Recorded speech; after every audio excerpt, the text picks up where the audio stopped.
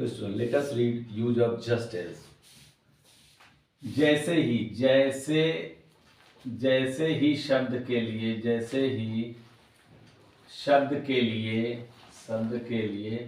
Just as का प्रयोग करते हैं। जस्ट एज का प्रयोग करते हैं। जस्ट एज का प्रयोग करते हैं। तथा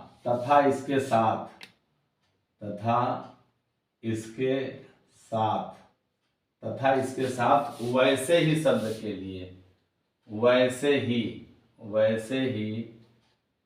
शब्द के लिए शब्द के लिए कॉमा लगाते हैं।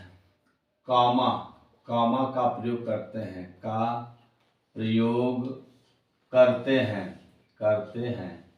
ठीक है। जैसे आपको सेंटेंस हमने आपको प्रेजेंट एज सून एज का प्रयोग पढ़ाया था ना, वैसे इसको भी आप देख लीजिए। जैसे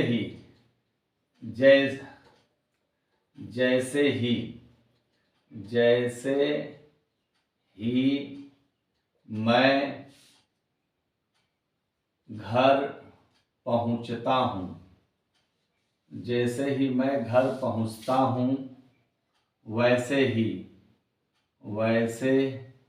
ही मैं अपना कपड़ा बदलता हूं।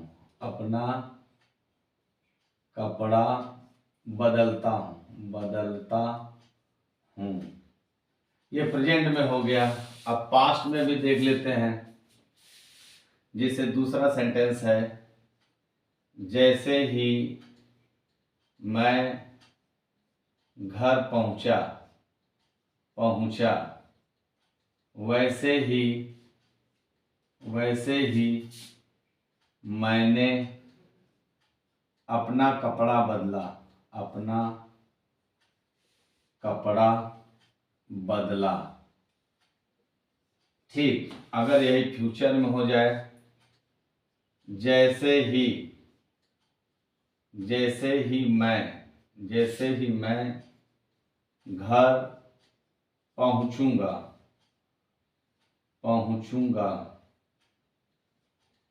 जैसे ही मैं घर पहुंचूंगा वैसे ही मैं अपना कपड़ा बदलूंगा।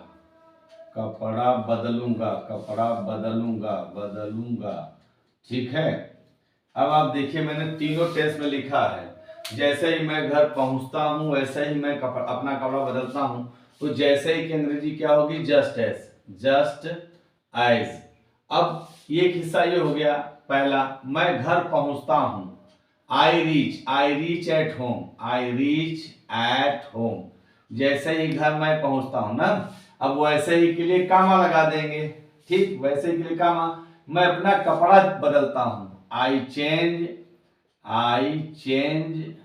माई dress. I change my cloth या आई चेंज माई ड्रेस। ठीक है। Just as I reach at home I change my dress. अब स्टूडेंट्स, अगर आप देखेंगे, जब हम अभी पिछला यूज पढ़ाए थे एज सुन एज और नो सूनर देन, तो उसमें सिर्फ अंतर इतना था, जैसे ही की जगह पर ज्यों ही लगा था, और जैसे ही ज्यों ही लगेगा हम एज सुन एज लगा करके लिख देंगे। As soon as I reach at home I change my dress, और no sooner do I reach at home then I change my dress. तो यानी कि यहाँ सिर्फ शब्दों का अंतर है। वैसे आप बोलने के लिए एज सुन एज लगाइए, नो सूनर लगाइए, जस्ट एज लगाइए, कोई दिक्कत तीनों तरीके से बोल सकते हैं। लेकिन अगर हिंदी के वाक्यों में जैसे ही शब्द लगा है तो आप जस्ट एज लगाइएगा, और ज्यों ही लगा है तब आप एज सुन एज और नो सूनर देन लगाइएगा। ठीक है। चलिए दूसरा सेंटेंस है, जैसे ही मैं घर पहुंचा। फिर जैसे ही की अंग्रेजी क्या होगी? जस्ट एज मैं घर पहुंचा। I reached at home. Just as I reached at home मैंने अपना कपड़ा बदला। आई चेंज्ड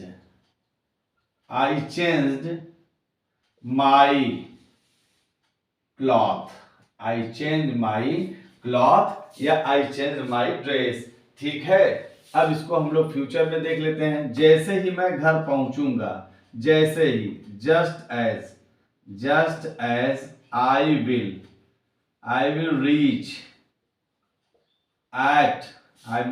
एट होम, वैसे ही, comma, I will change my dress, I will change my dress, या I will change my cloth, कपड़ा है तो क्लॉथ ही लिख देते हैं, I will change my cloth. आपका प्रेजेंट में हो गया, पास्ट में, फ्यूचर में हो गया। अगर आपको मैं फिर से बोल रहा हूं, जैसे ही शब्द है तो एज सुन आई जस्ट एज लगाइए, और ज्यों ही शब्द होगा तो आप एज सुन एज लगाइए या फिर नो सुनर दैन लगा दीजिए, ठीक है। ऐसे तीनों टेंस में। चलिए, आपका यूज हो गया जस्ट एज।